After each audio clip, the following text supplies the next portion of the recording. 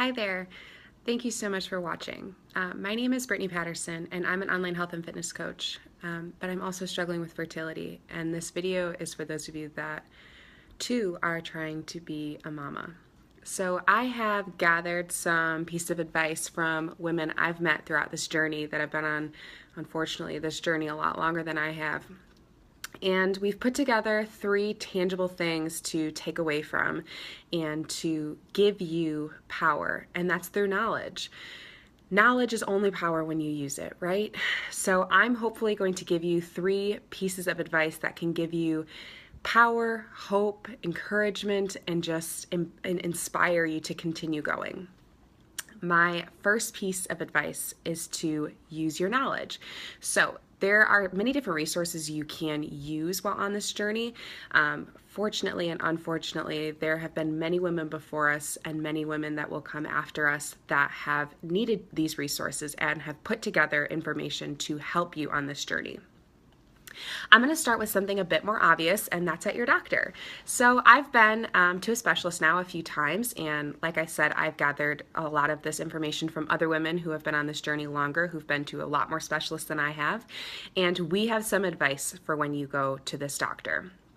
My first one is open your mouth.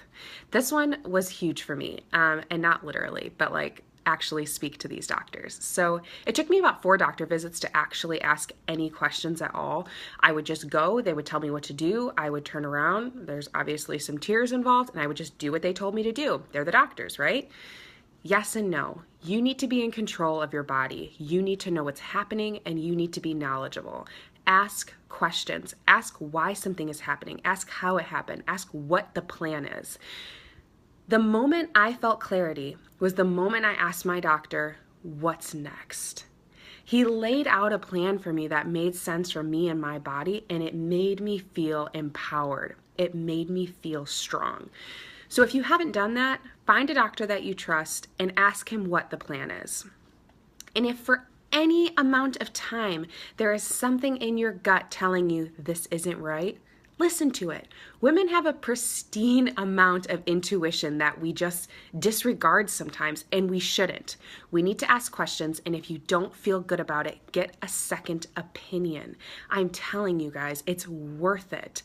And not to discredit doctors, because I obviously rely on them a ton, but everyone has different perspectives and everyone has a different background in things. So make sure that you're seeing somebody that, thank you so much for the love. Make sure you're seeing someone that knows what they're doing and has a background in this. The next thing you can do with gathering knowledge is do your own research. Once you're given this diagnosis of either, PCOS or endometriosis or, God forbid, infertility, which is a disease of the reproductive system, you need to do your research. And that's not going on Wikipedia or WebMD. Those are very bad ideas.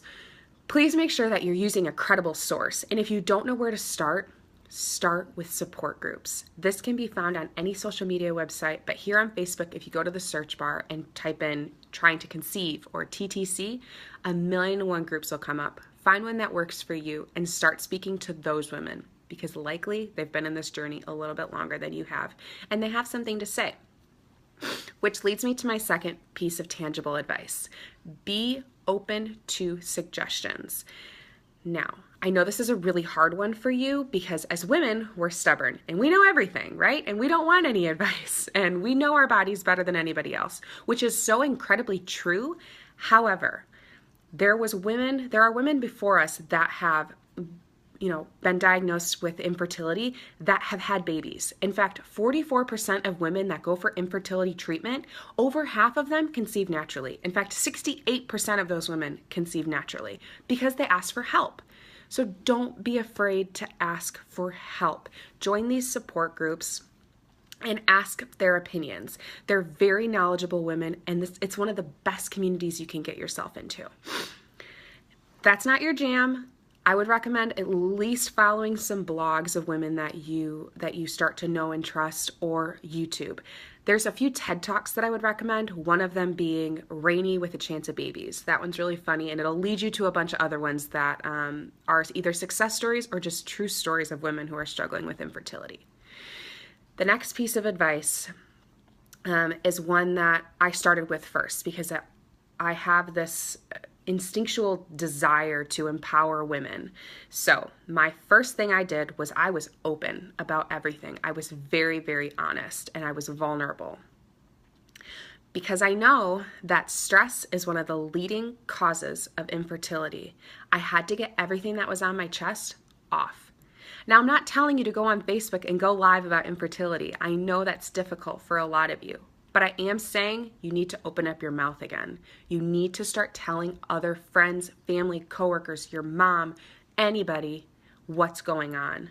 You have to release some of that anger, release the sadness, and release the stress because it's building up inside of you, and it's not going to be good. But if you can't talk to a friend, get a journal and write. Every day write. So, because I hate to end on a bad note and end on a sad note, you can always talk to me. I have only been on this journey for about 6 months, so I'm a baby in this, but I have women that would be more than willing to speak to you about this journey. So, 3 pieces of advice. Do your research, ask questions at the doctor's office, be open to suggestions, and be honest, open, and vulnerable. I hope this helped, empowered, inspired, or gave you guys strength. And if it did, please give me some feedback, positive or negative. I want to empower the woman who's struggling with infertility. So please give me any kind of suggestions, and I would be happy to follow through with those. Hope you all have an amazing day.